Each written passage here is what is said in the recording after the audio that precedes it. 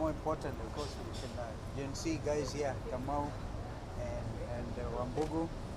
We all believe together with our other teams in Linda. I want to recommend be a mission for all of us, a church in Kenya. Please look at what is happening.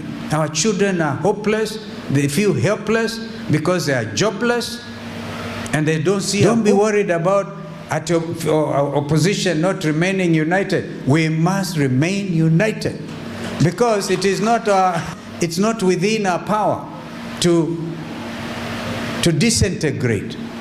If we disintegrate, the people have already gone ahead of us. So this is a people-led. They say they're going to throw bullets at us. We don't retreat.